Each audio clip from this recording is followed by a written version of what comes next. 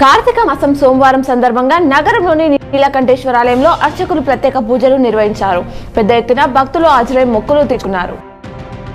నేడు ఉదయం మాజీ మంత్రి బోధన్ నియోజకవర్గ కాంగ్రెస్ అభ్యర్థి Sudarshan Reddy Pentakud, Salampad camp, Salampad, Kumanpalli, Komparthi camp, Salura camp, జేడి జామలపూర్ గ్రామాలలో కాంగ్రెస్ పార్టీ ఎన్నికల ప్రచారంలో పాల్గొంటారు. ముక్కాల్ రేంజర్ల గ్రామాల్లో బాల్కొండ బీఆర్ఎస్ అభ్యర్థి మంత్రి ప్రశాంత్ రెడ్డి ఎన్నికల ప్రచారం నిర్వహించారు. సీఎం కేసీఆర్ హయాంలో ఎంతో అభివృద్ధి సంక్షేమ కార్యక్రమాలు జరుగుతున్నాయని, మరోసారి కారు గుర్తుకి ఓటు వేసి గెలిపించాలని కోరారు. అసెంబ్లీ ఎన్నికల ప్రచారానికి బీజేపీ అగ్రనేతలు తరలి రానున్నారు. 21న కేంద్ర మంత్రి పీయూష్ గోయల్ ప్రచారంలో పాల్గొననున్నారు. 20న కొల్లాపూర్ ఎల్లారెడ్డి సభలో కేంద్ర మంత్రి నితిన్ గడ్కరీ పాల్గొంటారు.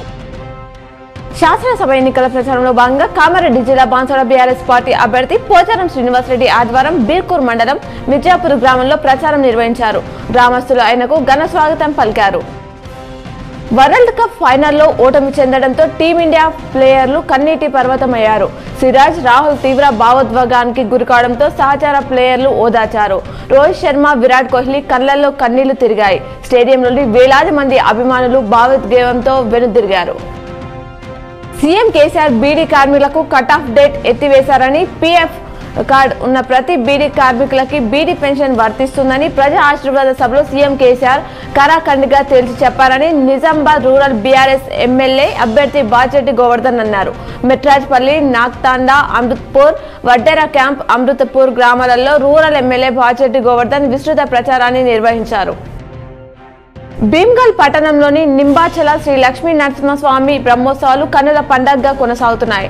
జిల్లా నుంచే కాక చుట్టుపక్కల జిల్లాల నుంచి పెద్ద ఎత్తున భక్తులు హాజరై మొక్కులు తీర్చుకుంటున్నారు.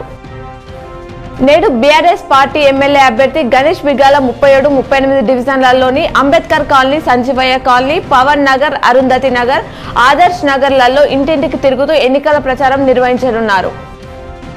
శబరిమల అయ్యప్ప దర్శనానికి వెళ్లే భక్తుల కోసం కేరళ అటవీ శాఖ అధికారులు అయాన్ అనే యాప్ ను తీసుకొచ్చారు. స్వామి దర్శనం కోసం భక్తులు అడవిలో దాదాపు 50 కిలోమీటర్లు నడవాల్సి ఉంటుంది. ఈ సమయంలో వన్యప్రాణుల వల్ల ఎదురవుతున్న ఇబ్బందులను దృష్టిలో ఉంచుకొని యాప్ ని రూపొందించారు.